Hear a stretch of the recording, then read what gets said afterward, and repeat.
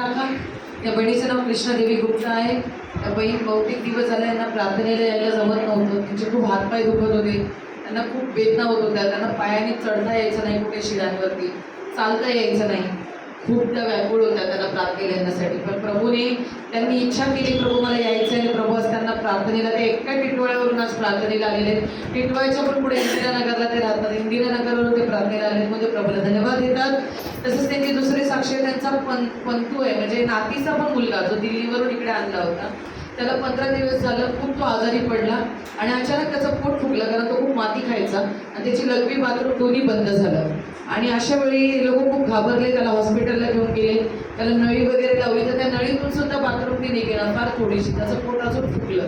आणि मग त्यांना ते 1-2 तासाचं 7,000 रुपये बिल करून टाकलं. तर त्यांची परिस्थिती नव्हती, म्हणून त्यांनी काढून ते घरी आणलं. घरी आणल्यानंतर या बहिणीने अजून घरातल्या 1-2 जणांनी मिळून विश्वासाने प्रार्थना केली आणि प्रार्थना करतात क्षणी म्हटले की थांब म्हणून त्याला हॉस्पिटलला घेऊन जाऊ नका. हालेलुया. ते त्याची आई जी होती ती एवढी विश्वासी नाही म्हणून ती घाबरली आणि ती घेऊन गेली डॉक्टरकडे सायन हॉस्पिटलला. आणि जेव्हा सायन हॉस्पिटलला जाताना ट्रेनमध्ये यांचा विश्वास होता की त्याला ॲडमिट करायची गरज लागणार नाही.